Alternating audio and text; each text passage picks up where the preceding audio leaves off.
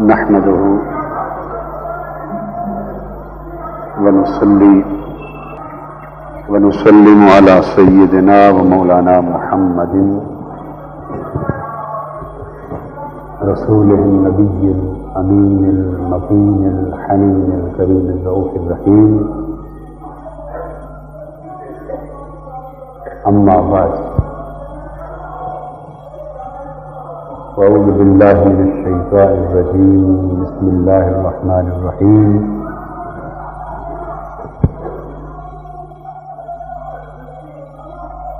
واذكر في الكتاب إبراهيم إنه كان صديقا نبيا.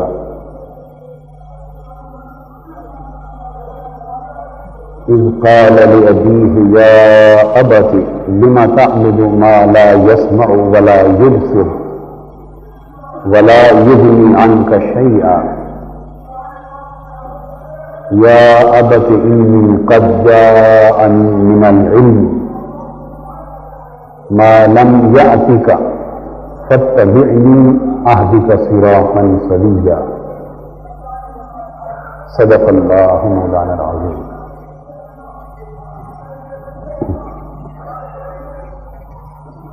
محترم مشائخ علماء کرام، معزز خواتین و حضرات اور عزیزان کرام قدر، آج اللہ جل مجدہ کی توفیق سے ہم پچھلے چند دنوں میں مقرر کی گئی خطبات سورہ مریم کی ترتیب کے ساتھ اپنی بات کو آگے بڑھا رہے ہیں، اور آج کا درس و خطاب سورہ مریم کی آیت نمبر 41 سے شروع ہو رہا ہے۔ پچھلا درس ہم نے آیت نمبر 40 پر ختم کیا تھا۔ یہاں سے سیدنا ابراہیم علیہ السلام کا ذکر شروع ہوا ہے۔ قرآن مجید میں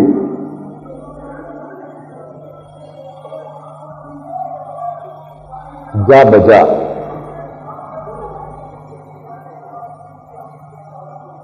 اپنے برگزیدہ انبیاء علیہ السلام اور مقرب اولیاء اور صلحاء کا ذکر فرمایا،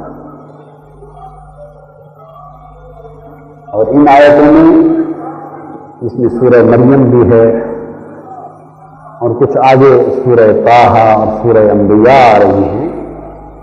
ان صورتوں میں تو خاص طور پہ حکم دیا،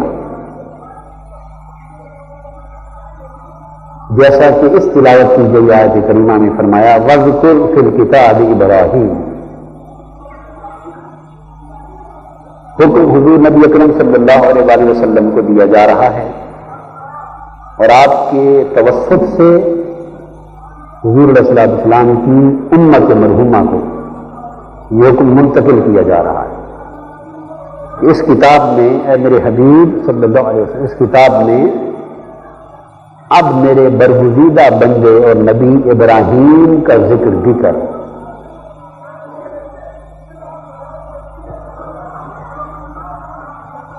یہ کہے بغیر کہ ذکر کر، مقصود تو سیدنا ابراہیم علیہ السلام کا ذکر اور بیان ہے، اور یہ حکم دیے بغیر بھی سیدنا ابراہیم علیہ السلام کا ذکر اور بیان اس مقام پر ہو سکتا ہے۔ مثلا جو کچھ بیان کیا جا رہا ہے آگے آیات کریمہ اس کو بیان کر دیتی، مگر یہ جو چند الفاظ اور کلمات ہیں وَاذْكُرْ فِي الْكِتَابِ إِبْرَاهِيمَ، کہ میرے حبیب صلی اللہ علیہ وآلہ وسلم اس کتاب میں یعنی قرآن میں اب ابراہیم کا ذکر بھی کر۔ ابراہیم کا جو حال اور بیان مذکور ہو چکا ہے، اب وہ بھی اپنی امتیوں کو پڑھ کے سنا۔ یہاں سے دو باتیں معلوم ہوئی، ایک تو یہ، اب آپ ذہن نشین فرما لیں یہ نقطہ کہ قرآن کس کا کلام ہے؟ بولیے، اللہ کا کلام ہے، اور ابراہیم علیہ السلام کس کے بندے ہیں؟ اللہ کے بندے، خواہ کوئی نبی ہو، رسول ہو، اور کتنا بھی برگزیدہ اللہ کا اور محبوب بندہ ہو، اس کا ذکر اور اس کا بیان اور اس کے حالات از خود فی نفس ہی اللہ اور اس کے کلام کے برابر تو نہیں ہو سکتے، جی نہیں ہو سکتے۔ تو بیان فرمانے والا اللہ ہے، کلام اللہ کا ہے، اور اللہ پاک حکم دے رہے ہیں اپنے رسول صلی اللہ علیہ وآلہ وسلم کو، کیونکہ حضور علیہ الصلوۃ والسلام سے بڑھ کر بھی کسی نبی اور کسی رسول کا رتبہ نہیں ہے۔ تمام انبیاء اور رسولوں کے رتبہ محمدی صلی اللہ علیہ وآلہ وسلم سے نیچے، حضور کا درجہ، آپ کا رتبہ سب انبیاء اور رسولوں کے رتبوں سے اونچا ہے۔ ایک خود سب سے اونچا کہ خالق ہے، ایک اس کے کلام کا رتبہ سب سے اونچا کہ وہ کلام الہی ہے، پھر حضور علیہ الصلوۃ والسلام کی ذات پاک کا رتبہ سب سے اونچا کہ افضل الرسل ہے۔ ان ساری فضیلتوں کو سامنے اور اپنے ذہن میں رکھیں اور اب دیکھیں کہ اس حکم کا منشا کیا ہے۔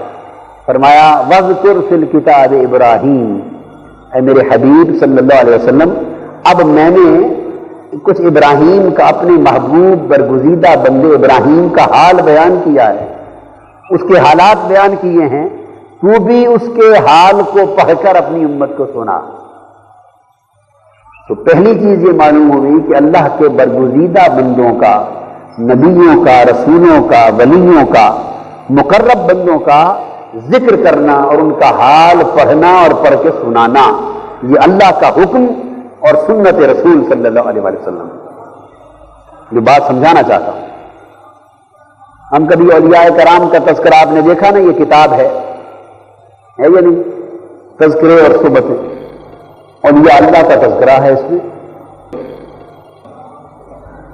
انبیاء علیہ السلام کے تذکرے ہیں، حضور علیہ السلام کی بات ہے، صحابہ کرام کی، اولیاء کرام کی۔ آپ نے دیگر کتابیں دیکھی ہیں، حسن اعمال، حسن احوال، حسن اخلاق، جو تربیتی نصاب کا حصہ بھی ہیں۔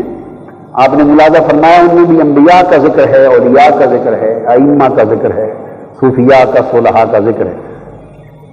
بعض ذہنوں میں یہ خیال آ سکتا ہے اور کوئی یوں سوچ سکتا ہے، اور یہ سوچ نادانی ہوگی، کیا کہ کوئی یوں سوچے کہ کیا ضرورت ہے اولیاء کا ذکر کرنے کی، اللہ کا ذکر کیا جائے، اللہ کے کلام کا ذکر کیا جائے، قرآن کا ذکر کیا جائے، اللہ کے احکام کا ذکر کیا جائے، یہی کافی۔ جب اللہ کا ذکر ہوا، اللہ کے احکام کا ذکر ہوا، اس کے بعد پھر الگ سے نبیوں کا، ولیوں کا، اللہ کے مقبول بندوں کا ذکر کرنے کی کیا ضرورت ہے؟ یہ خیال ذہنوں میں آ سکتا ہے یا نہیں؟ بولیے، اور کئی ذہنوں میں آتا ہے۔ تو میں اس غلط خیال کا ازالہ کر رہا ہوں اور بات سمجھا رہا ہوں خود قرآن مجید کے حوالے سے کہ ان کا اللہ کے مقرب بندوں کے ذکر کی ضرورت کیا ہے۔ یہ ضرورت ہے کہ یہ حکم خدا ہے اور سنت مصطفیٰ ہے اور خود طریقے کلام الہی یعنی طریقے قرآن ہے۔ اللہ پاک فرما رہے ہیں تو کوئی ضرورت ہے نا ہماری، جو اللہ فرما رہا ہے اب میرے ابراہیم کا ذکر کر، اب میرے ابراہیم کا ذکر کر، پھر فرمایا اب میرے موسیٰ کا ذکر کر، وَاذْكُرْ فِي الْكِتَابِ مُوسیٰ، پھر فرمایا اب میرے اسماعیل کا ذکر کر، کیا؟ اب میرے اسماعیل کا ذکر کر، پھر فرمایا وَاذْكُرْ فِي الْكِتَابِ اسماعیل، پھر فرمایا اب میرے ادریس کا ذکر کر، وَاذْكُرْ فِي الْكِتَابِ ادریس۔ اور یہ تو ہے نا انبیاء کا حال، نہیں میں نے آپ کو بتایا نا انبیاء کا بھی اور اولیاء کا بھی۔ تو حضرت مریم رضی اللہ تعالی عنہ وہ تو نبی نہیں، وہ تو ولیہ ہیں۔ پھر فرمایا وَاذْكُرْ فِي الْكِتَابِ مریم، اب میری برگزیدہ بندی، میری ولیہ، عابدہ، زاہدہ، عارفہ حضرت عیسیٰ کی والدہ مریم کا ذکر کر۔ اور پھر آج آپ پڑھیے یہ جو تذکرے اور صحبتیں کتاب ہے، اس کا جو مقدمہ لکھا ہے نا میں نے، مقدمہ پڑھا آپ نے، آج اس مقدمے کو پھر پڑھیے، اس میں ساری باتیں تفصیل سے آپ کے ذہن میں دوبارہ آئیں گی۔ ایک یہ ہے کہ فرمایا ذکر کر، اور پھر آگے اللہ پاک نے خود ذکر شروع کر دیا ہے، میرے زکریا کا ذکر کر، اور یہ بتا کے فرمایا جب اس نے رات کی تنہائی میں چپکے سے مجھ سے دعا مانگی۔ اب توجہ طلب نقطہ ہے، یہ بات بتانے میں کیا راز ہے؟ ایک تو ہے اصلاح سیرت، اصلاح سیرت، اصلاح احوال، اصلاح اعمال، تاکہ ہم بھی اس راہ پر چلیں۔ اور جا بجا قرآن مجید نے فرمایا، یعنی اولیاء اللہ کا ذکر کر کے، ان انبیاء کا ذکر کر کے، ان کے احوال بیان کر کے، ان کی دعاؤں کا ذکر کر کے، تو پھر اللہ پاک بیان فرماتے ہیں وَكُلًّا جَعَلْنَا صَالِحِينَ، ہم نے ان سب کو اللہ والا بنایا تھا، وَكَانُوا لَنَا عَابِدِينَ، اور یہ ہمارے بہت ہی عبادت گزار بندے تھے، بہت ہی عبادت گزار لوگ تھے۔ كُلٌّ مِّنَ الصَّابِرِينَ، اور یہ سارے بڑا صبر کرنے والے لوگ تھے۔ یہ ساری چیزیں ذکر کی، اور پھر آگے یہ بھی ساتھ ساتھ فرمایا کہ ہم نے یہ جو کچھ بیان کیا ہے اس لیے بیان کیا ہے کہ اب کوئی اگر عبادت گزار بننا چاہے، میرا طاعت گزار بننا چاہے، میری طاعت، عبادت، محبت اور معرفت اور میری رضا اور خوشنودی کی راہ پر چلنا چاہے، تو فرمایا یہی ذکر اس لیے کر رہے ہیں کہ لوگوں یہی راستے ہیں جو ان پر چلے گا میری معرفت کی منزل کو پالے گا، یہی عبادت گزاروں کی راہیں ہیں جو ان پر چلے گا میری معرفت اور محبت اور قربت کی منزلوں کو پالے گا۔ یعنی ان کے حال اس لیے بیان کیے کہ جو ایسا حال پیدا کرنا چاہے اس کی ضرورت یہ ہے کہ ان کا حال پڑھے اور پھر ان کے حال جیسا حال اپنا لے۔ جو چاہے کہ ان جیسی راتیں نصیب ہو جائیں، وہ یہ پڑھے کہ ان کی راتیں کیسی بسر ہوتی تھی، اور پڑھ پڑھ کر، سن سن کر، سوچ سوچ کر پھر ان کے اندر اپنے آپ کو گم کر لے۔ جو چاہے کہ ان کی عبادت گزاریاں کیسی تھیں، ان کی عبادت گزاریوں کے حالات پڑھے اور پھر ان کو اپنانے کی خواہش پیدا کر لے۔ یہ فطری طریقہ ہے، ان اللہ والوں کے ذکر کو پڑھنا، ان کو سننا، ان میں غور کرنا، اس سے یقیناً دل کے اندر ایک چنگاری پیدا ہو جاتی ہے، ایک شوق جنم لیتا ہے، محبت پیدا ہوتی ہے، وہ محبت رفتہ رفتہ پھر ان اللہ والوں کی راہ پر بندے کو چلا دیتی ہے۔ یہ حکمت ہے، یاد رکھ لیں، اولیاء کا اور انبیاء کا تذکرہ کرنے کی، اولیاء اور انبیاء کا تذکرہ کرنے کی۔ آج بہت سے لوگ جنہیں قرآن مجید پڑھنا اور سمجھنا اور قرآن کا درس دینا تو اللہ نے عطا کیا، نصیب کیا، مگر بیک وقت بہت سا نصیب جو قرآن میں سے ملتا ہے، قرآن پڑھنے کا نصیب تو ملا، مگر ایک نصیب وہ ہے جو قرآن سے ملتا ہے، وہ حصہ ہے، اس سے معروم ہو گئے۔ اور وہ یہ کہ وہ قرآن پڑھتے ہیں مگر قرآن کے بتائے ہوئے راستے بعض اوقات سمجھنے میں کوتاہی کر جاتے ہیں، اس لیے خیال پیدا ہوتا ہے۔ میں ایک مرتبہ چکوال میں خطاب کر رہا تھا، حضور صلی اللہ علیہ وآلہ وسلم کا ذکر پاک ہوتا رہا، حضور کی شان اقدس میں میلاد النبی کا جلسہ تھا، 2 گھنٹے کے قریب خطاب ہوا، حضور علیہ السلام کا ذکر ہوا۔ تو جب خطاب ختم ہوا تو ایک نوجوان مجھ سے ملا اور مجھے کہنے لگا بڑا افسوس ہے آپ پر۔ خیر وہ تو الگ بات، میں نے کہا ہونا بھی چاہیے، میرا تو حال افسوس والا ہی ہے، ہونا تو چاہیے، لیکن اب آپ یہ بتائیں کس بات پہ افسوس ہے؟ اس نے کہا آپ نے ساری رات اتنے گھنٹے خطاب کیا اور اللہ کا نام ہی نہیں لیا، اللہ کا ذکر ہی نہیں کیا، اللہ کا ذکر ہی نہیں کیا۔ میں نے کہا بیٹے یہ جو ساری رات جو آپ نے گھنٹوں مجھ سے قرآن سنا، یہ اللہ کا ذکر نہیں ہے، یہ حضور کا ذکر کرتا رہا اور قرآن سے کیا۔ اس نے کہا کیا تو قرآن سے، تو قرآن اللہ کا ذکر نہیں ہے؟ بولیے اللہ کا ذکر ہے۔ اس نے کہا نہیں وہ تو درست ہے، مگر آپ تو حضور کا ذکر کرتے رہے، اللہ کا نہیں کیا۔ میں نے کہا اللہ کس کا ذکر کرتا ہے؟ اللہ کس کا ذکر کرتا ہے؟ اللہ پاک نے فرمایا ورفعنا لک ذکرک، حبیب ہم تیرا ذکر بلند کرتے رہتے ہیں، اور ہم نے تیرا ذکر بلند کر دیا ہے۔ اور ان اللہ وملائکتہ یصلون علی النبی، اللہ اور اس کے فرشتے نبی کا ذکر کرتے رہتے ہیں۔ یصلون کے معنی ہیں بہت سارے، درود بھیجتے رہتے ہیں، حضور کا ذکر کرتے رہتے ہیں، حضور کو اپنی قربتیں عطا اللہ پاک کرتے رہتے ہیں۔ تو اللہ پاک ہر وقت حضور پر اپنا درود بھیجتا اور حضور کا ذکر کرتا ہے، اور فرشتوں کو بھی ساتھ ملا رکھا ہے۔ فرشتوں آؤ، میں اپنے نبی کا ذکر کرنے لگا ہوں، نبی پر درود پڑھنے لگا ہوں، تم بھی میرے ساتھ مل کر پڑھو، تم بھی میرے ساتھ مل کر پڑھو۔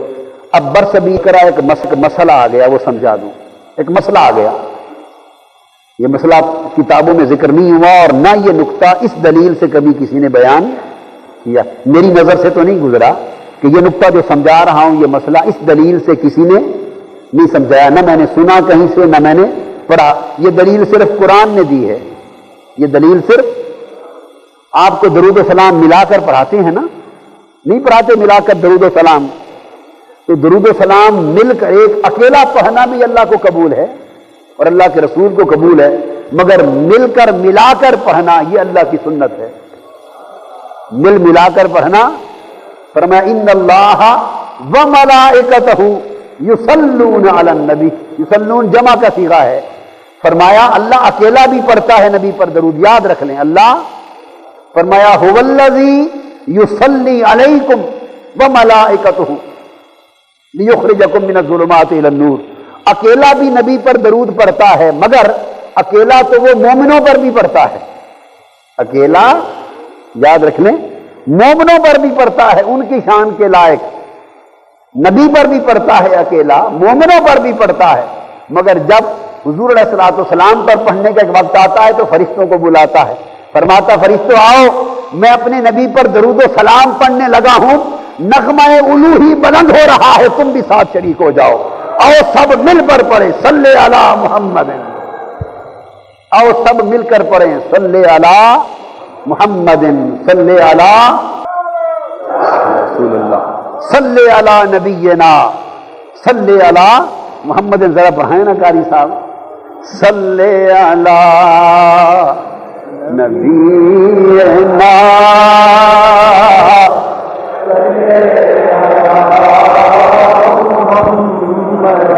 یہ وہ کام ہے جو اللہ کرتا ہے اور اس کے فرشتے کرتے ہیں۔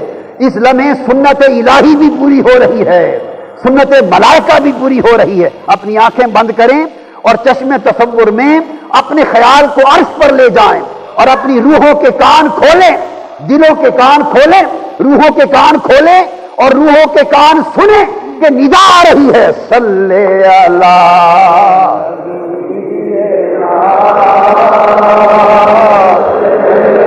ذرا سر سے اور طرز لگا کے پڑھیں،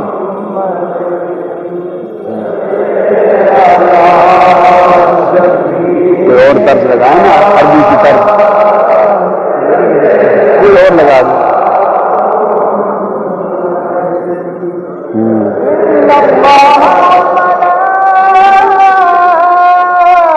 کیا خرابی؟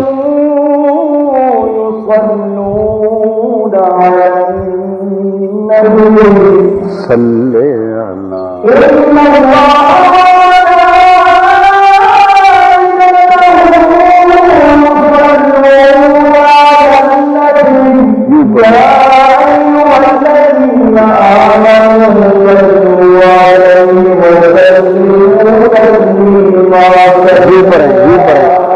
یا نبی الہدا، اس طرح کا یا نبی الہدا سلام علیہ، یا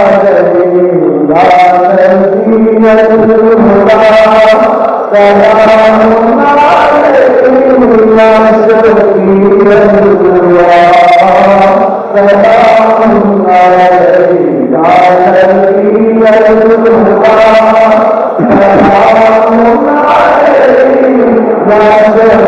یا نبی الہدا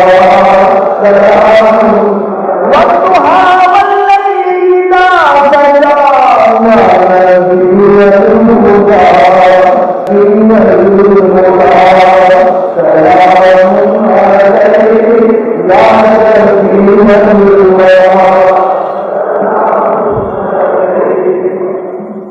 اللہ پاک نے فرمایا اب میرے محبوب بندوں کا ذکر کر.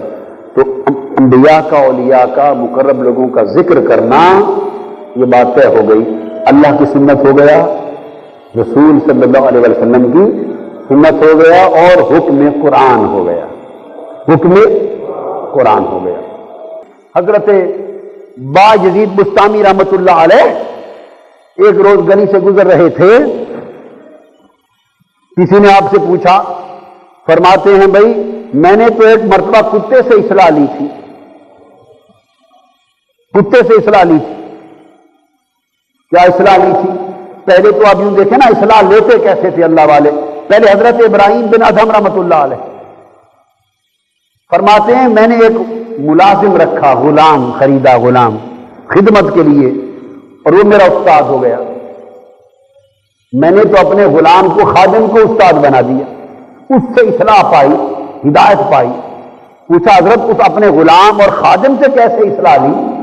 فرماتے ہیں جب میں اسے خرید کے لایا اور خدمت سونپنے لگا تو میں نے اس سے پوچھا تمہارا نام کیا ہے؟ کیا پوچھا بھائی تمہارا نام کیا ہے؟ اس نے جواب دیا جی کچھ نہیں، جس سے آپ پکار لیں. کوئی نام نہیں، جس نام سے چاہے پکار لیں. پھر میں نے پوچھا اچھا بھی تم یہاں رہو گے، بتاؤ کھاؤ گے کیا؟ تمہارے لیے کیا کھانا تیار کریں؟ فرمایا کچھ نہیں، جو کھلا دیں گے کھا لیں گے.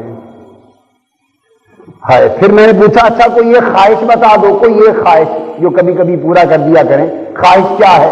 کہنے لگا کوئی خواہش نہیں، جو آپ کی خواہش وہی میری خواہش. بس یہ 3 باتیں سنی، تڑپ کے گر پڑے، رو پڑے، زاروں قطار رونے لگے اور عرض کرنے لگے کہ یہ میرا غلام ہے اور اس نے غلامی کو سمجھ لیا ہے. کاش میں بھی اپنے مولا کا اسی طرح کا بندہ ہوتا. میں اس سے نام پوچھتا ہوں. میں اس سے پوچھا بھائی تم بتاتے کیوں نہیں؟ اس نے کہا میں تو غلام ہوں، غلاموں کو ان چیزوں سے کیا سروکار. مالک جس نام سے پکارے وہی نام ہوتا ہے غلام کا. مالک جو کھلا دے وہی غذا ہوتی ہے. مالک جس بات سے خوش ہو جائے وہی خواہش ہوتی ہے. غلاموں کو اور چیزوں سے کیا سروکار. رو پڑے اور کہنے لگے کاش مولا میں بھی تیرا ایسا ہی بندہ ہوتا، میں بھی تیرا ایسا ہی بندہ ہوتا. تو سبق سیکھا نا. تو جن کا امر صدق پر مبنی ہو، اندر سچائی ہو، پھر وہ ہر قدم پہ سبق سیکھتے ہیں. سچائی ہو تو سبق سیکھ لیتے ہیں، اور سچائی نہ ہو تو پھر ہر بات میں دھوکہ ہوتا ہے، فریب ہوتا ہے. اور باعزید بستامی رحمت اللہ علیہ گزر رہے ہیں راستے سے، ایک کتا بیٹھا تھا. آپ نے اپنا دامن جو قمیص تھا اس کو تھوڑا سمیٹ کر ایک طرف ہو کر گزر گئے. قمیص سمیٹا کہیں کتے سے مس نہ ہو جائے کپڑا، اور ذرا بچا کر گزر گئے. کتے کو اللہ نے زبان دی. اور باقی اولیاء اور عفا اللہ ان کو فہم دیتا ہے، جو بات سمجھنی سمجھانی ہو وہ منتقل ہو جاتی، کمیونیکیشن آ جاتی. کتا بول پڑا، حضرت باعزید بستامی میری بات تو سنتے جائیں. کھڑے ہو گئے، کہنے لگے مجھ سے آپ دامن بچا کے کیوں نکلے؟ اس نے کہا پلیدی کے ڈر سے، کہ کپڑے پلید نہ ہو جائیں. اس نے کہا جو پلیدی دل میں بچا رکھی ہے وہ کب پاک ہوگی؟ کپڑے تو پلیدی سے بچا رہے ہیں، اور جو دل میں پلیدی ہے. ہائے ہائے. بلے شاہ صاحب کیا فرماتے ہیں؟ 12 دھویں لگتا گوڈے کہ تیرے اندر رہی پلیدی. 12 دھویں لگتا گوڈے تیرے اندر رہی پلیدی. وہ کتا کہنے لگا دل کی پلیدی کب کیسے پاک ہوگی؟ اور پھر کہنے لگے اگر میں خشک ہوں اور آپ کے کپڑے مجھ سے مس ہو جاتے، کتا کہہ رہا ہے، تو وہ پلید نہ ہوتے.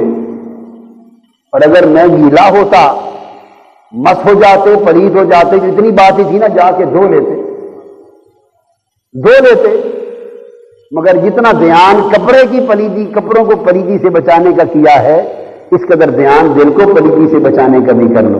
کہتے یہ جملہ تھا اوائل دور میں، اس سے اصلاح لی اور میں دل کی صفائی کے لیے لگ گیا. تو صدق اور صداقت جو ہے، صدق و صداقت، یہ ولایت کا بھی امر ہے، نبوت کا بھی امر ہے۔ اس کا آغاز اپنے من سے ہوگا۔ بولیے، اپنے من سے ہوگا۔ اگر ہم میں سے ہر شخص یہ عہد کر لے کہ آج سے جھوٹ بولنا بھی بند اور جھوٹ کرنا بھی بند، آج سے جھوٹ ختم۔ جھوٹ ہم میں سے کئی ہیں جو جھوٹ بولتے نہیں اور جھوٹ کرتے ہیں، تو جھوٹ کرنا تو بولنے سے بھی زیادہ خطرناک ہے۔ کذب ختم، صداقت کو زندگی کا زیور اور زندگی کا راز بنا لیا جائے، اس میں حسن ہے۔ اس کے بعد آگے ارشاد فرمایا، اذ قال لأبیہ یا ابت لم تعبد ما لا يسمع ولا يبصر ولا یغنی عنک شیئا۔ آپ نے اپنے چچا، اس کا نام تھا آزر، آپ کے والد گرامی آپ کے بچپن میں ہی فوت ہو گئے تھے، اور چچا آزر تھا، بت پرست تھا، مشرک تھا، اسی نے پالا تھا۔ ایک تو رشتے میں چچا بھی تھا حقیقی، اور چونکہ اس نے باپ کی جگہ پالا بھی تھا، تو ان دو نسبتوں کی وجہ سے اسی کو باپ کہہ کے بلاتے تھے، اور قرآن مجید نے محاورتاً وہی لفظ استعمال کر دیا۔ آپ نے فرمایا میرے باپ یعنی چچا آزر، اور آپ سوچیں گے کہ آپ کے حقیقی باپ کا نام کیا تھا؟ حقیقی باپ کا نام تھا طارق۔ کیا نام تھا؟ طارق۔ اور چچا کا نام آزر۔ فرمایا میرے چچا، باپ کے معنی میں فرمایا، تم ان بتوں کی کیوں عبادت کرتے ہو جو نہ تمہاری بات سنتے ہیں، نہ دیکھتے ہیں، اور نہ تمہاری کسی مشکل میں کام آ سکتے ہیں؟ یہ درس توحید تھا اور شرک سے پرہیز کرنے کا حکم تھا۔ شرک سے بچو، اللہ کے سوا کوئی عبادت کے لائق نہیں۔ روکا، اور سب سے پہلی دعوت کس کو دی؟ اپنے چچا کو، جو باپ کی مانند آپ کا پالنے والا تھا۔ تو سبق اس سے کیا ملا کہ سب سے پہلے اپنی دعوت کا آغاز اپنے گھر سے کرنا چاہیے۔ کیا درس ملا؟ سب سے پہلی دعوت سیدنا ابراہیم علیہ السلام نے کہاں سے شروع کی؟ اپنے گھر سے۔ اور قریب ترین رشتہ تو اپنے چچا کا تھا جو باپ کے مرتبے پر تھا۔ گھر سے دعوت کا آغاز کیا، پھر آگے بات کی۔ ہمارا حال یہ ہے، وہ دعوت تو دعوت بنتی ہے جو گھر سے شروع ہو، گھر اس دعوت کے نمونے میں ڈھلے، پھر دعوت آگے اثر کرتی ہے۔ ہمارا حال یہ ہے کہ ہماری دعوت سے گھر تو خالی ہے۔ ہماری دعوت سے گھر، یعنی ہم لوگوں کو نماز کی تلقین کرتے ہیں، گھر والے نماز نہیں پڑھتے، تو کیا دعوت رہی نماز کی؟ بولیے۔ لوگوں کو امانت اور دیانت اور تقویٰ کی تلقین کرتے ہیں، گھر میں یہ چیزیں موجود نہیں۔ لوگوں کو فحاشی عریانی سے روکتے ہیں، شرم اور حیا کا سبق دیتے ہیں، گھر میں شرم کی کمی ہو، حیا کی کمی ہو، فحاشی داخل ہو، عریانی داخل ہو، سب کچھ اس کی پرواہ نہیں کرتے۔ اور آج ٹی وی کے ذریعے جو فحاشی عریانی عام ہو رہی ہے، وہ گندے گندے فحش پروگرام ماں باپ، بیٹے بیٹیاں سب مل کر دیکھ رہے ہیں، اور باہر جا کے خطاب ہوتا ہے کہ شرم اور حیا ہونا چاہیے۔ انا للہ و انا الیہ راجعون۔ تو جب تک گھر ایک یونٹ ہے، اپنی دعوت کا آغاز گھر اور گھر والوں سے نہیں ہوگا، اس وقت تک باہر دعوت اثر نہیں کر سکتی۔ تو دو باتیں معلوم ہو گئی کہ اصلاح کا آغاز سب سے پہلے اپنے وجود سے ہونا چاہیے۔ جو آپ کہہ رہے ہیں وہ آپ خود ہو بھی جائیے۔ جو دعوت آپ دوسروں کو دے رہے ہیں، اس دعوت کا اطلاق پہلے اپنے وجود پر کریں، اور جس اصلاح کی بات آپ معاشرے کے لیے کر رہے ہیں، اس اصلاح کا آغاز اپنے گھر کی چار دیواری کے اندر سے کریں۔ یہ سنت انبیاء ہے، یہ سنت انبیاء۔ اپنے اہل قرابت کو دعوت دیں، گھر والوں کو دعوت دیں۔ اس لیے اللہ پاک نے قرآن مجید میں فرمایا، قوا انفسکم واہلیکم نارا، خود بھی دوزخ سے بچو اور اپنے گھر والوں کو بھی دوزخ سے بچاؤ۔ اپنے گھر والوں کو بھی دوزخ سے بچاؤ، خود بھی دوزخ سے بچو۔ حضور صلی اللہ علیہ وسلم نے جب منصب رسالت سنبھالا تو سب سے پہلا حکم آیا، وانذر عشیرتک الاقربین۔ میرے حبیب صلی اللہ علیہ وسلم، اب دعوت رسالت کے آغاز کا وقت ہے، سب سے پہلے اپنے قرابت داروں کو جمع کر کے اپنا پیغام سنا دو۔ آغاز اپنے گھر والوں سے کریں۔ اب ماننا نہ ماننا ان کا نصیب، مگر آپ اپنی محنت کا حق ادا کر دیں۔ محنت کا حق ادا کر دیں۔ ہم اکثر دیکھتے ہیں کہ بچوں کے لیے کوئی محنت پرواہ نہیں، بچوں کو لاڈ میں بگاڑ رہے ہیں، پرواہ نہیں، بچہ ہے، اپنا بچہ ہے، اوروں کا بالغ ہے۔ اپنا بچہ خرابی کرے، گناہ کرے، نماز کا تارک ہو، دین سے دور ہو، آپ کی آنکھوں کے سامنے ہی پل رہا ہے نا، اس کے لچھن سارے آنکھیں دیکھ رہی ہیں، آج یہ کر رہا ہے، کل یہ کر رہا ہے، کرتا کرتا کیا بنے گا، کدھر جائے گا، سب کچھ نظر آ رہا ہے۔ کشتی ڈوبتی نظر آ رہی ہے، گھر جلتا دکھائی دے رہا ہے، مگر پیار اور جھوٹے لاڈ کے نام پر ہم تباہی کی اجازت دے رہے ہیں، اور جب بربادی گھر میں مسلط ہو جاتی، بچے نافرمان ہو جاتے، بیٹیاں نافرمان ہو جاتی، گھر میں فحاشی عریانی بے دینی کا ڈیرا ہو جاتا ہے، اس کے بعد آنکھیں روتی ہیں اور کہتے ہیں کیا کریں گے، بچے کہنا نہیں مانتے، گھر میں حکم نہیں چلتا، اس کے بعد بہتر ہے قبر میں چلے جاؤ، گھر تو آپ نے خود برباد کر دیا، اب قبر تو برباد نہ ہو۔ یا ابت، اے چچا، اپنی سب سے پہلے رشتے کو مخاطب ہو کے فرمایا کہ میں باہر شرک کے خاتمے کی دعوت لے کے نکلنے والا ہوں، مگر سب سے پہلی دعوت شرک کے خاتمے کی گھر سے شروع ہوگی۔ آغاز گھر سے ہونا چاہیے اور اپنے وجود سے ہونا چاہیے۔ اس کے بعد فرمایا یا ابت، پہلے شرک سے روکا، توحید کی دعوت دی، اب اپنی اتباع کی دعوت دی۔ دو دعوتیں ہیں نبیوں کی، نفی شرک اور دعوت توحید۔ بولیے دعوت توحید، اس پر اس لیے زور دیتا ہوں کہ ہمارے جو ہم عقیدہ، ہم مسلک لوگ اہل سنت والجماعت، زیادہ تر اولیاء اللہ کو ماننے والے، ہمارے ہاں توحید کا ذوق رفتہ رفتہ ہمارے واعظوں، مقرروں اور خطیبوں نے ختم کر دیا یا نہیں؟ جیسے دوسروں کے ہاں حب رسالت کا ذوق ختم ہو گیا ہے، دوسروں کے ہاں عشق رسالت اور حب و ادب رسالت کا ذوق ختم کر دیا گیا ہے۔ ادھر اسی طرح ذوق توحید اور ذوق عبادت، ذوق توحید ختم کر دیا گیا ہے۔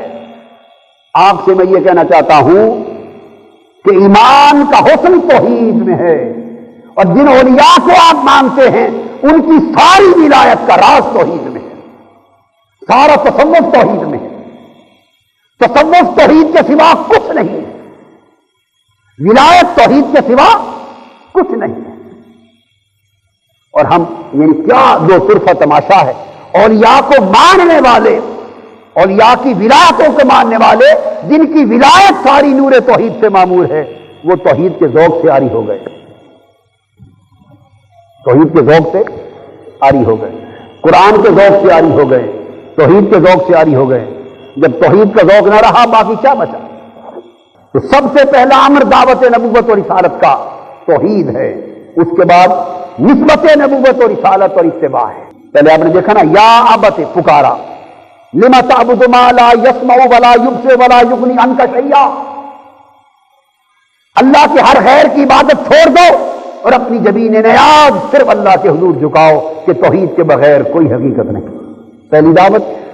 دوسری دعوت فرمایا یا ابت، اے ابا، اے چچا، انی قد جاءنی من العلم، میرے پاس وہ علم آیا ہے ما لم یاتک، جو تمہارے پاس نہیں پہنچا، علم نبوت۔ فاتبعنی، اگر حق کو پانا چاہتے ہو، راہ ہدایت کو پانا چاہتے ہو، فاتبعنی، تو میری اتباع کرو، اہدک صراطا سویا، میری اتباع کرو گے، میرے نقش قدم پر چلو گے، میرا دامن غلامی تھامو گے تو تمہیں ہدایت دے دوں گا، تمہیں راہ ہدایت مل جائے گی۔ تو دوسری دعوت بڑی کلیئر ہو گئی کہ ہدایت نبی کی غلامی کے بغیر ممکن نہیں ہے، ہدایت نبی کی اتباع کے بغیر ممکن نہیں ہے، حق و ہدایت نبی کی نسبت و تعلق کے بغیر ممکن نہیں۔ جو چاہے کہ نبی کے تعلق کے بغیر ہدایت مل جائے وہ بھی جھوٹا ہے، اور جو چاہے کہ نور توحید کے بغیر ایمان پروان چڑھ جائے وہ بھی جھوٹا ہے۔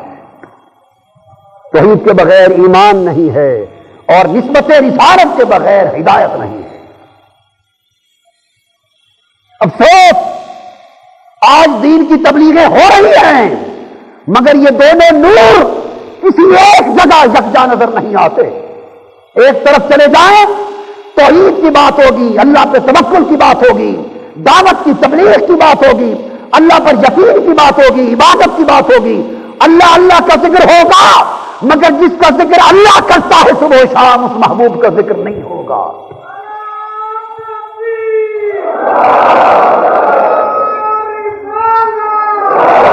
ارے ہم وقت اللہ کا ذکر کرنے والوں کبھی یہ بھی سوچا کہ خود اللہ کا ذکر کیا ہے؟ اللہ اللہ کہنا تو ہمارا ذکر ہے۔ اللہ اللہ کہنا جس کا ذکر ہے یہ تو ہمارا ذکر ہے۔ اللہ خود کو بھی اللہ اللہ اللہ کہتا رہتا ہے۔ لا الہ الا اللہ، لا الہ الا اللہ، اللہ اللہ اللہ، خود بھی اللہ اللہ کرتا ہے۔ اللہ اللہ کرنا تو وہ ذکر ہے جو ہمیں کرنے کو کہا، بولیے ہمیں کرنے کو کہا۔ ارے کوئی ذکر ایسا بھی تو ہوگا جو وہ خود کرتا ہوگا، اس سے پوچھے مولا اللہ اللہ تو ہم کریں وہ کیا کرے؟ وہ جواب دیتا ہے میں محمد محمد کیا کروں۔ ہائے ہائے ہائے ہائے، محمد محمد،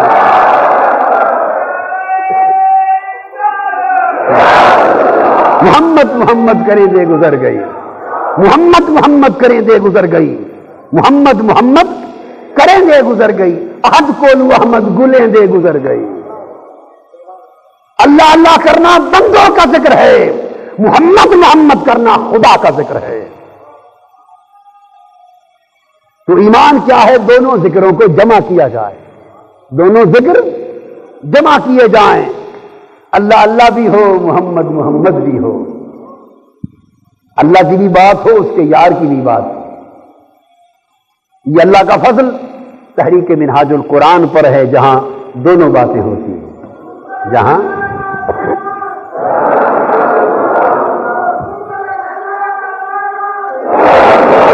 اور جب اللہ کی بات ہوتی ہے تو سننے والا یوں سمجھتا ہے کہ یہ تو کوئی سارے توحید کی شراب پیے بیٹھے ہیں۔ جب حضور کی بات ہوتی ہے تو لگتا ہے کہ یہ سب میخانہ شراب عشق کے رسالت کے مست بیٹھے ہیں۔ واقعہ یہ ہے کہ میخانہ تو ایک ہے، ہم نے دو بنا رکھے۔ تو دوسری تلقین قد جاءنی من العلم وما لم یأتک، مجھے وہ علم ملا ہے جو آپ کو نہیں ملا۔ تو پتہ یہ چلا کہ انبیاء کا علم ہی علم حق ہوتا ہے، انبیاء کا علم ہی علم حق ہوتا ہے، اور وہ غیر انبیاء کے پاس بولیے غیر انبیاء کے پاس نہیں ہوتا، وہ صرف دربار نبوت سے ملتا ہے، دربار نبوت سے ملتا ہے۔ اور فاتبعنی اہدک صراطا سویا، اگر ہدایت اور سیدھی راہ چاہیے تو میری پیروی کر۔ تو ہدایت صرف نبی کی پیروی سے نصیب ہوتی ہے، بولیے ہدایت نبی کی پیروی سے نصیب ہوتی، اور یہ علم ہے، یہ کیا ہے؟ یہ علم ہے، علم وہی ہے جو دربار نبوت سے ملے۔ ہمارے جیسے عالم کہلانے والے تو ہزاروں پھرتے ہیں، جس کو دیکھیں اس نے بورڈ لگایا ہوا عالم، جس کو دیکھیں اسی نے عالم کا بورڈ لگا۔ ہمارے جیسے بڑے عالم پھرتے ہیں، مگر آپ کو بتاؤں عالم ہوتا کون ہے؟ بولیے عالم ہوتا کون ہے؟ قارون کا واقعہ قرآن مجید نے بیان کیا۔ قارون کے پاس خزانے تھے، اور آپ کو پتا ہے اس کے خزانوں کی صرف جو چابیاں تھی تالوں کی کئی اونٹوں پر لا دی جاتی۔ اپنے دور میں اپنے زمانے میں دنیا کا سب سے بڑا مالدار تھا، بڑا مال، بڑی دولت، بڑی جائیداد، بڑے خزانے تھے اس کے۔ قرآن مجید میں ہے کہ اس کے زمانے والے لوگوں نے جب اس کی دولت کو دیکھا، جب اس میں دعا کرتے، قارون کے زمانے کے لوگ کیا کرتے؟ دعا کرتے، یا لیت لنا مثل ما اوتی قارون، کاش جتنی دولت قارون کو ملی ہمیں بھی مل جاتی، یہ بھی دعائیں ہوتی ہیں۔ کاش میں لاکھوں پتی بن جاؤں، یہ بھی دعائیں۔ کاش میں کروڑوں پتی بن جاؤں، کاش میں بھی قارون کی طرح مالدار بن جاؤں، یہ دعائیں کرتے، خواہش کرتے، آرزو کرتے۔ قرآن مجید نے لوگوں کا حال بیان کیا کہ ایسے لوگ بھی تھے، اور اس کے بعد عالموں کی بات بیان کی۔ سبحان اللہ۔ فرمایا قال الذین اوتوا العلم، پھر وہ لوگ جو صاحبان علم تھے، وہ لوگ جو صاحبان علم، جن کو علم عطا ہو گیا تھا، وہ معلوم ہے کیا کہتے؟ وہ کرتے ویلکم ثواب اللہ خیر لمن آمن وعمل صالحا۔ جن کو علم نصیب ہو گیا تھا وہ کہتے تباہی ہو تم پر، تم قارون کی دولت مانگتے ہو اور تمہیں یہ خبر نہیں کہ یہ ساری دولت ایک طرف، اور جو آدمی ایمان لائے اور نیک عمل کرے اس کے لیے جو اجر اللہ کی بارگاہ میں آخرت کا اجر ہے وہ قارون کی کروڑوں دولتوں سے بھی اعلیٰ ہے۔ تو علم والوں کی شان قرآن نے یہ بیان کی ہے کہ دنیا جسے نگاہ میں ہیٹ نظر آئے، مال و دولت کی طلب سے جس کا دل پاک ہو جائے، اور قارون کی مال و دولت کی طلب سے جس کی نگاہ پاک ہو جائے، اور جسے دنیا پر آخرت زیادہ عزیز دکھائی دے اور اللہ کا اجر دنیا کے مال سے زیادہ بہتر دکھائی دے، جس کی نظر ایسی ہو جائے اس کو قرآن نے کہا وہ صاحب علم ہے۔ اب ہم بھی صاحبان علم پھرتے ہیں، علم کا ڈھنڈورا پیٹنے والے، اور علم بیچ کر دنیا کماتے، اور علم دنیا کی خاطر لیے پھرتے۔ آج کیا علم دنیا کی خاطر، علم دھوکہ بن رہا ہے دنیا کمانے کا، فقر دھوکہ بن رہا ہے دنیا کمانے کا، درویشی پیری دھوکہ بن رہا ہے دنیا کمانے کی۔ خدا جانے ہم نے کوئی چیز چھوڑی بھی ہے جس سے دنیا نہ کما رہے۔ اور یہ فرمایا گیا کہ جو عالم دین کے ذریعے دنیا کماتا ہے اس کا دل مردہ ہو جاتا، اس کا دل مردہ بنا دیا جاتا۔ جو آخرت کے ذریعے دنیا کماتا ہے، یعنی دنیا کا طالب ہوتا ہے، دنیا کا طالب اور حریص ہوتا ہے، عمل آخرت کے ذریعے دنیا کا طالب ہونا۔ اور اولیاء کرام نے فرمایا، بڑی راز کی بات فرمایا، ہم نے کوئی ایک شخص زندگی میں آج تک نہیں دیکھا جو طالب دنیا ہو اور اس کو حسن آخرت بھی مل گیا ہو، نہیں دیکھا۔ فرمایا ہم نے ایک شخص زندگی میں نہیں دیکھا جو طالب دنیا ہو اور اس کو آخرت مل گئی ہو، اور اس کے برعکس بڑے دیکھے ہیں جو طالبان آخرت تھے ان کو دنیا مفت میں مل گئی۔ دنیا کے طالبوں کو آخرت نہیں ملتی، مگر آخرت کے طالبوں کو دنیا دی جاتی ہے۔ تو اگر دنیا ہی لینی ہے تو اچھے بن کے لے لو، ضرور برا بن کے لینا ہے؟ اچھا بن کے لینا بھی ہے اور برا بن کے، دنیا کی طلب دل سے نکال دی جائے، دنیا کا حرص اور لالچ یہی ساری خرابی، بدی، فسق، فجور، ظلم اور گناہ کی جڑ ہے۔ دنیا کا حرص ہر ظلم کی جڑ ہے۔ اگر دل اس سے پاک ہو گیا تو پورا انسان ہی پاک ہو گیا، پورا انسان پاک ہو گیا۔ اگر بندہ طالب آخرت ہو جائے تو دنیا اللہ نے بنائی کس کے لیے؟ اپنے لیے یا بندوں کے لیے؟ اس نے کہاں لے جانی ہے؟ اللہ پاک نے کہاں لے جانا ہے دنیا کو؟ بندوں کو ہی دینا ہے۔ ارے بندے تو طالب آخرت بن، دنیا تیرے قدموں میں ڈال دی جائے گی۔ تو طالب دنیا بن گیا ہے، تجھے آخرت سے محروم کر لیا گیا ہے۔ دنیا کی مثال ایک سائے کی مانند ہے، جو سائے کے پیچھے دوڑتا ہے سایہ عمر بھر اس کے ہاتھ میں نہیں آتا۔ یہ مومن کے لیے ہے، یہ کیا؟ مومن کے لیے، دنیا دار کے لیے نہیں۔ جو طالب دنیا کا ہے دنیا کا نصیب اس کو ملتا ہے، وہ دنیا دار بنتا ہے۔ مومن ہو کر اللہ کی بندگی کا دعویٰ کرے، ایمان کا دعویٰ کرے، اللہ سے محبت کا دعویٰ کرے اور دنیا کے پیچھے دوڑے تو دنیا سایہ بن کے اس کے آگے آگے دوڑتا ہے، نہ دنیا ملتی ہے نہ عزت رہتی ہے، ذلیل ہو جاتا ہے بندہ۔ اے مومن، اے اللہ کے بندے، تیری شان یہ ہے کہ تو سائے کی طرف پشت کر لے، سائے کی طرف پشت کر اور سائے کو چھوڑ کے بھاگ جا، تو جدھر جائے گا سایہ تیرے پیچھے پیچھے جائے گا۔ دنیا ذلیل ہو کر اللہ والوں کے پیچھے چلتی ہے، اور اللہ والا اگر دنیا کے پیچھے چل پڑے تو وہ ذلیل و خوار ہو جاتا ہے۔ اللہ والے کی عزت دنیا کی طرف پشت کرنے میں ہے، اور دنیا والوں کی عزت اللہ والوں کے پیچھے چلنے میں ہے۔ دنیا مقصود نہیں، ذریعہ ہے، استعمال کا ایک سامان ہے۔ اس سے اللہ نے کبھی منع نہیں فرمایا، منع فرمایا اس کے حرص سے، اس کے حرص سے فرمایا کہ جن کو علم عطا ہوا انہوں نے کہا کہ آخرت کا اجر دنیا سے بہتر ہے، انہوں نے آخرت کو دنیا پر ترجیح دی۔ یہ دوسرا سبق، یعنی سیدنا ابراہیم علیہ السلام کے درس سننے، پہلا درس بولیے درس توحید، اونچا بولیں، مجھے پتا ہے کہ یہ توحید والی آواز دبا دی گئی ہے،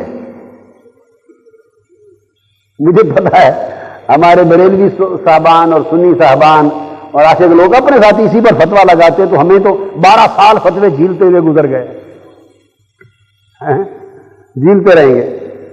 جیسے دوسروں کا گلا ذکر رسالت میں دب جاتا ہے، آقا کے عشق اور محبت اور ادب کی بات ہو تو ان کی طبیعت میں فرحت نہیں آتی، دل بے چین ہوتا ہے، اسی طرح مجھے پتا ہے کہ جو ہمارے لوگ ہیں توحید کا ذکر ہو، اللہ کا ذکر ہو تو ان کی طبیعت میں وہ سرور نہیں آتا جو نعرہ رسالت پر آتا ہے۔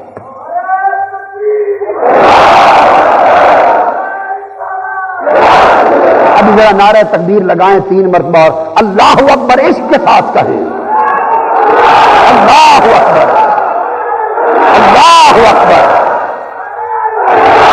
اللہ اکبر، اور عشق کے ساتھ کہیں اللہ اللہ اللہ۔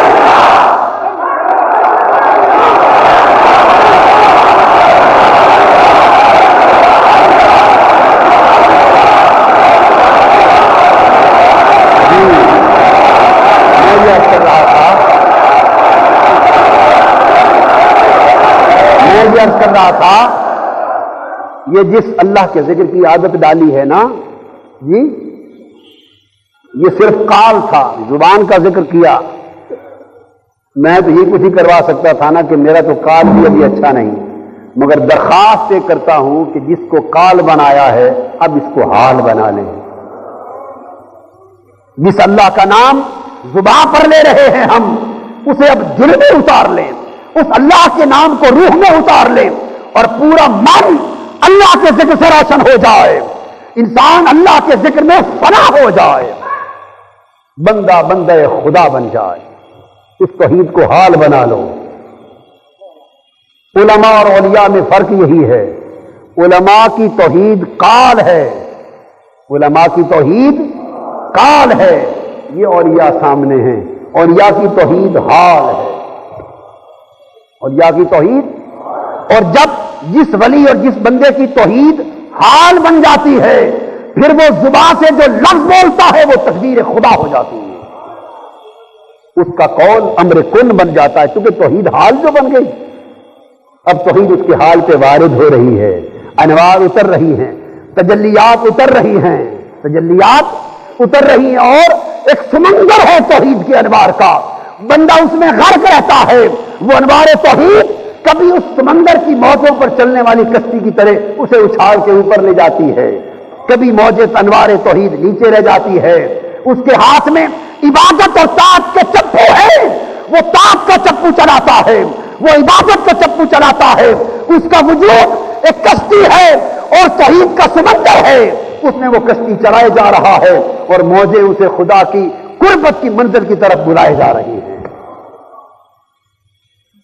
لوگوں غر کے توحید ہو جاؤ، غر کے بہرے توحید ہو جاؤ، غر کے بہرے توحید ہو جاؤ، اس نسبت کو پختہ کرو۔ میں اس لیے زور دے رہا ہوں کہ ہمارے سال ہر سال مسجدوں سے، عرسوں میں، جلسوں میں، ہر جگہ توحید کا ذوق چھینا گیا ہے، توحید کا ذوق ہم نے بٹوارا کر لیا ہے، توحید ان کے لیے، رسالت ان کے لیے، اس ان اور ان نے تباہ کر دیا اس امت کو۔ ان اور ان نے تباہ کر دیا امت کو، سارا دین ٹکڑے کر دیا ہے۔ تو توحید ایمان کی اصل ہے اور حب رسالت ایمان کا حسن ہے۔ توحید ایمان کی اصل ہے، حب رسالت ایمان کا حسن ہے۔ کوئی چاہتا ہے کہ درخت ہو اور ہنسی نہ ہو، کوئی چاہتا ہے درخت ہو اور پھل نہ دے، جی تو اصل تو توحید ہے ایمان کی، مگر اس پر شباب آتا ہے حضور کے عشق سے، اس پر جوانی آتی ہے حسن رسول سے، اس پر پھل آتا ہے اتباع رسول اور غلامی رسول سے۔ یہ دو سبق۔ تیسرا، نبی کے علم کی پیروی، اس سے نسبت رسالت پختہ ہوتی۔ اس کے بعد یہ پیروی کیسے ہوگی؟ فرمایا یا ابت لا تعبد الشیطان ان الشیطان کان للرحمن عصیا۔ اگر چاہتے ہو کہ توحید کا نور اور رسالت مآب صلی اللہ علیہ وسلم کے تعلق کی نسبت یہ دونوں قائم رہے تو شرط کیا ہے؟ پھر شیطان کو چھوڑ دو۔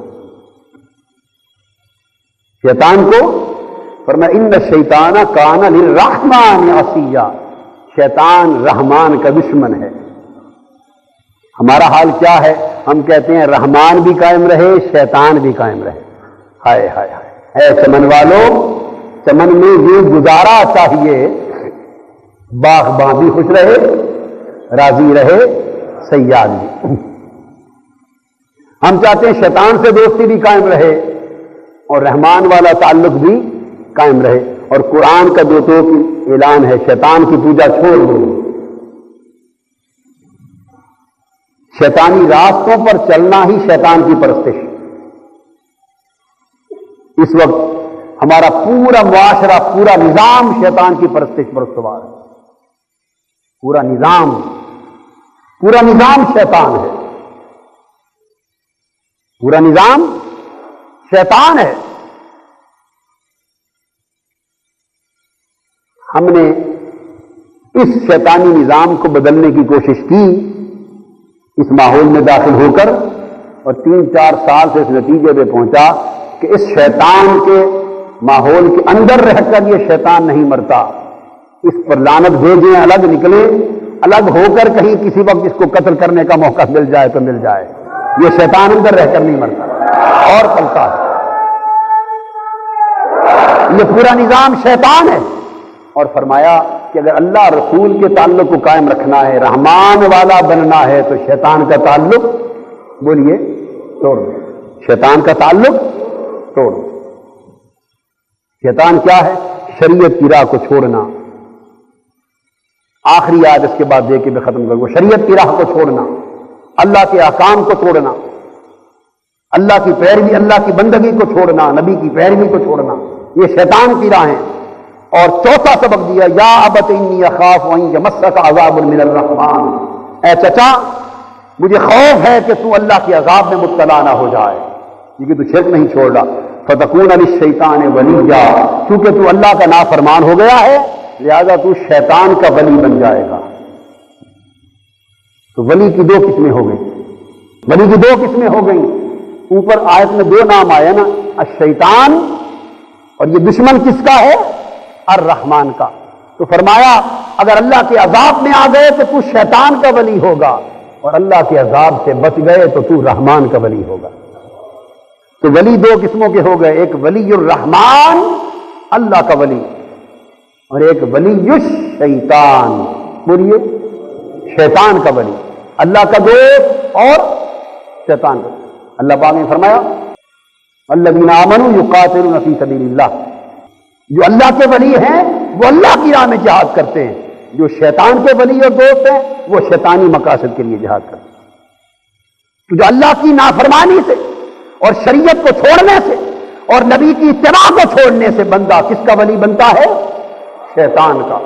یہاں سے یہ سبق ملا کہ اگر اللہ کی ولایت چاہتے ہو، اللہ کی دوستی چاہتے ہو، اللہ کا تعلق چاہتے ہو، اللہ کی بارگاہ میں بزرگی چاہتے ہو، روحانیت، تصوف اور سلوک چاہتے ہو، تو وہ نبی کی پیروی اور شریعت کی اتباع سے ملے گا، شریعت چھوڑنے سے نہیں ملے گا۔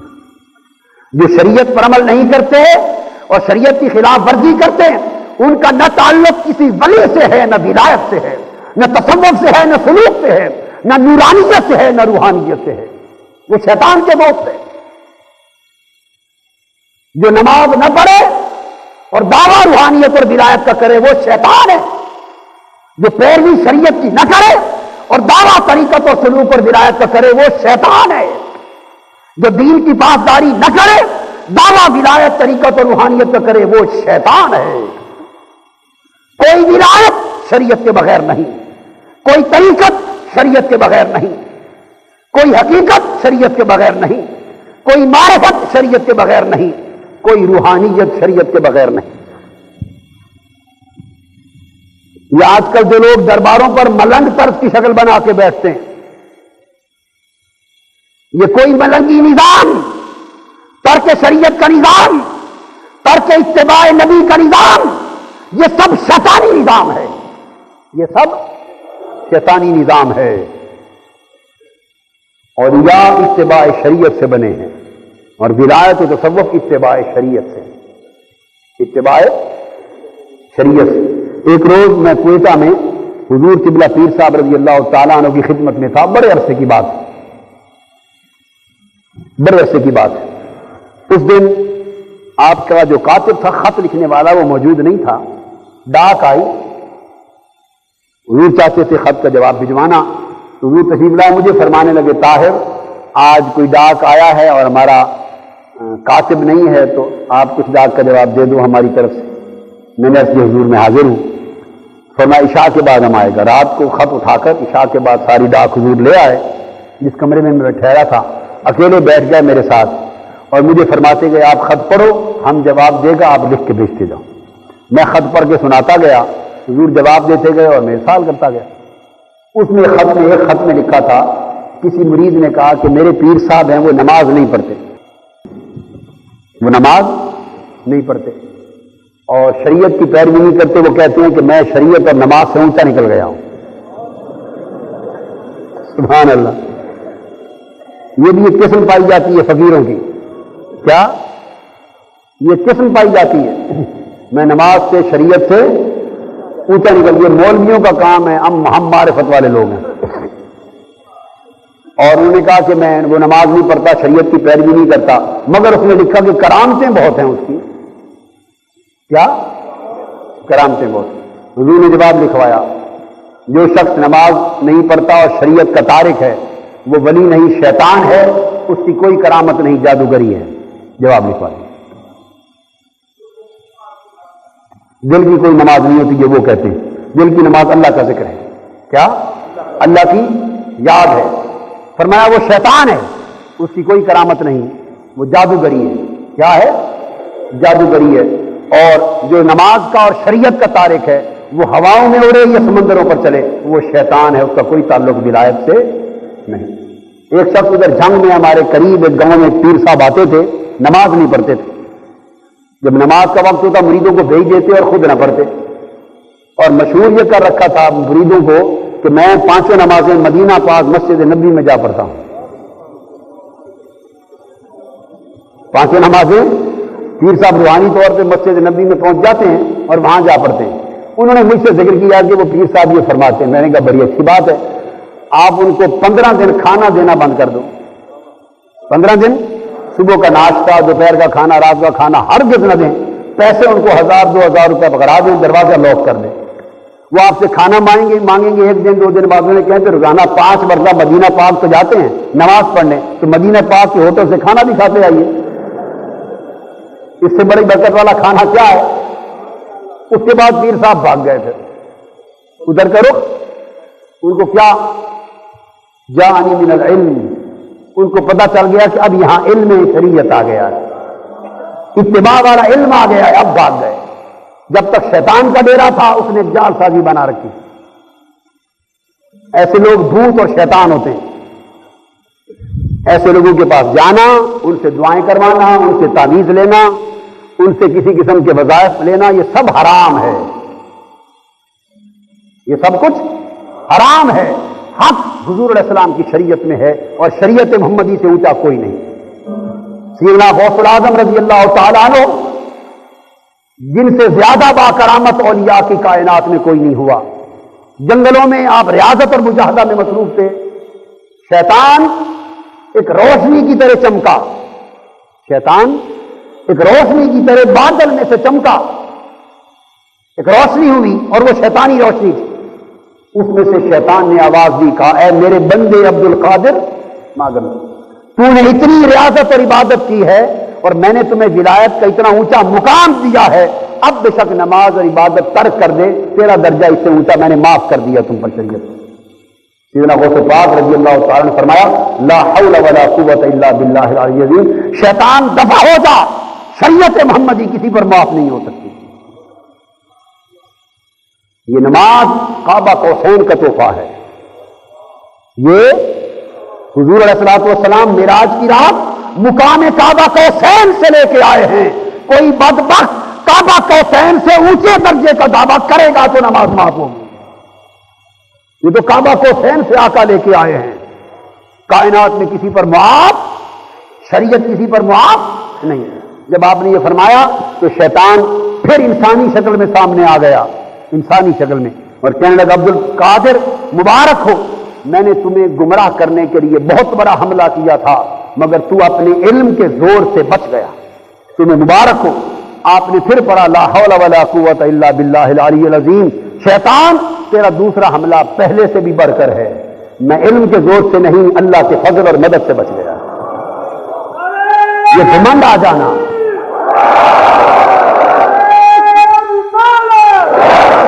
یہ گھمنڈ آ جانا کہ میں علم کے زور سے بچ گیا، یہ بھی شیطنت ہے. گھمنڈ بھی شیطنت ہے. اور بندگی کیا ہے کہ میں تو کچھ بھی نہیں ہوں، میں تو کچھ بھی نہیں، سب کچھ میرے مولا کا کرم ہے. اللہ تبارک و تعالی ہمارے ظاہر و باطن کے احوال کی اصلاح فرمائے. وما علینا الا البلاغ.